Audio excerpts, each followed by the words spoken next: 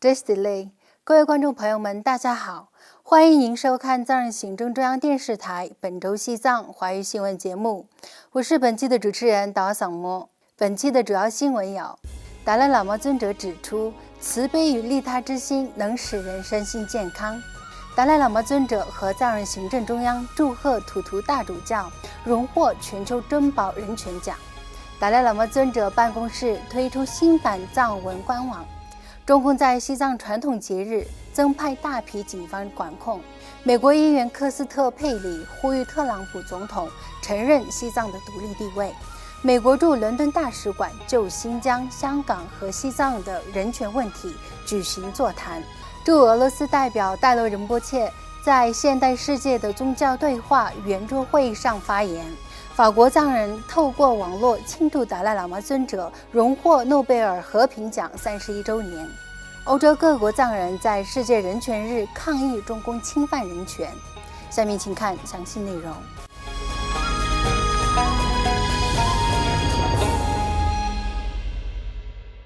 西藏精神领袖达赖喇嘛尊者应印度理工学院孟买分校科技节的邀请，于本周二12月15日在北印度达兰萨拉的寝宫内透过网络视讯发表了讲话，再次重申了对印度非暴力和慈悲理念的敬佩。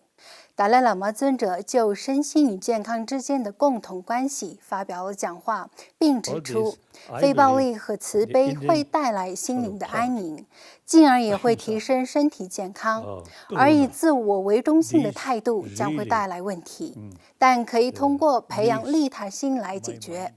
尊者在总结讲话时指出，他期待在防疫限制放宽时能够访问不同的国家和城市，并与印度教育工作者讨论如何将古印度智慧与现代教育相结合。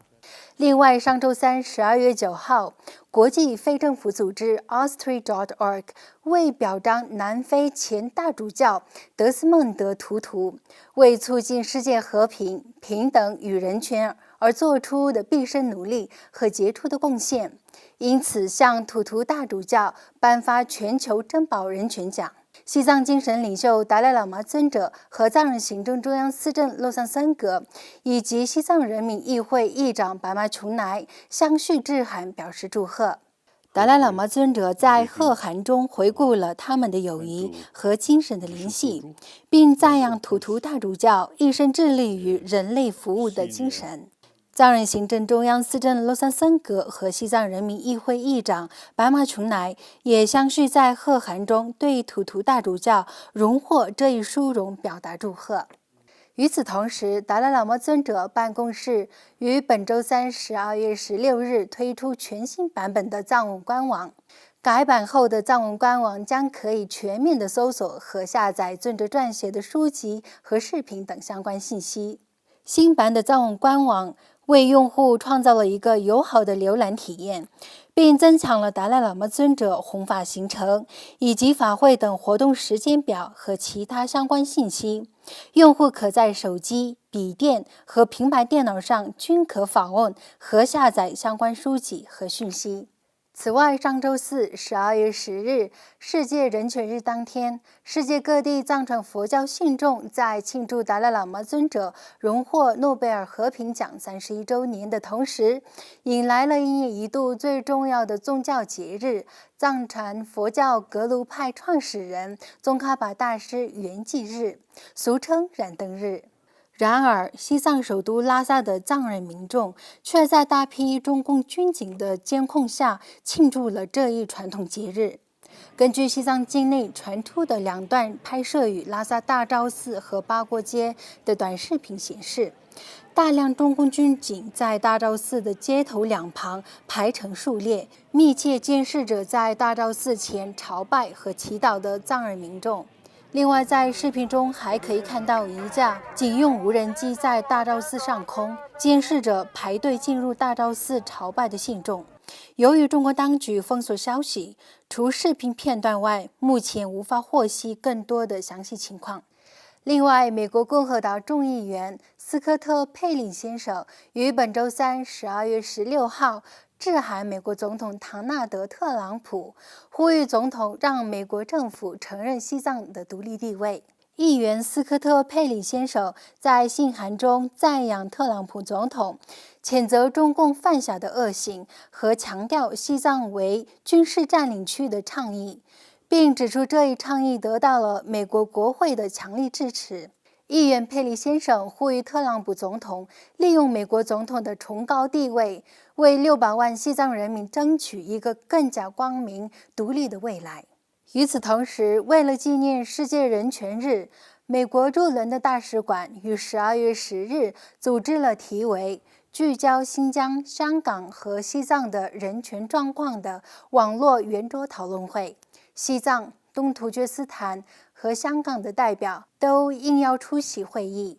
出席会议的藏人行政中央驻伦敦办事处代表索兰茨仁先生在致辞时表示，如要了解中共剥夺藏人基本人权的本质，就要认识西藏被中共非法占领的事实。出席网络讨论会还包括世界维吾尔大会驻英国项目主任、各国议会联盟中国问题顾问拉希马·马赫穆特先生和香港前学生运动领袖和民主运动人士罗冠聪先生。此外，俄罗斯联邦外交部、外交学院、东方基督教学术研究所、阿姆斯特丹的弗利耶大学和俄罗斯基督教东正教大学于本周二12月15日共同举办名为“现代世界的宗教对话”网络圆桌会议。藏人行政中央驻俄罗斯办事处代表戴洛仁波切应邀代表佛教界发表题为“现代世界的和谐与协调”的演讲。戴洛仁波切在讲话中介绍了达赖喇嘛尊者的4大使命，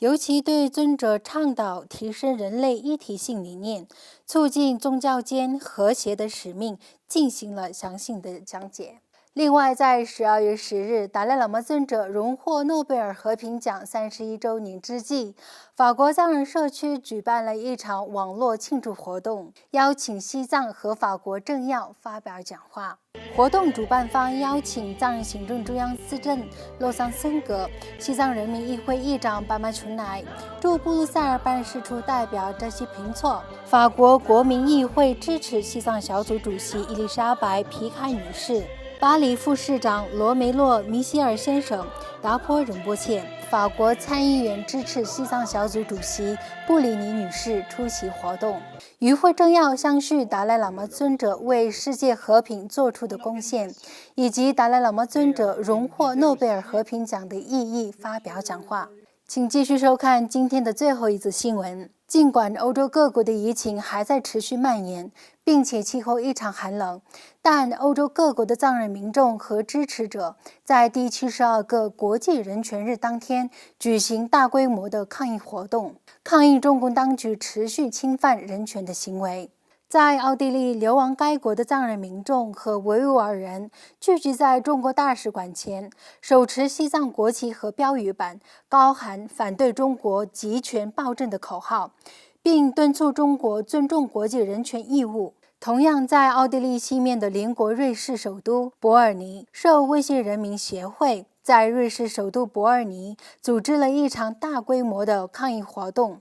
藏人、维吾尔人、香港人和各人权组织代表在活动上抗议中共践踏国际人权公约，同时呼吁瑞士政府重新考虑和修改与中国间的贸易关系。在德国，该国青年组织在柏林自由大学前举办一场集会活动，抗议中国政府在通过孔子学院影响学术界的自由。当天另一场抗议活动也同在中国驻德国柏林大使馆前进行。此外，瑞士和列支敦士登的藏人民众和支持者也于当天聚集在联合国驻日内瓦办事处大楼前，抗议中共当局持续镇压和侵犯西藏境内藏人民众的基本人权。各位观众朋友们，以上就是本期节目的全部内容。欲了解更多有关西藏境内外的讯息，请登录屏幕下方的网址。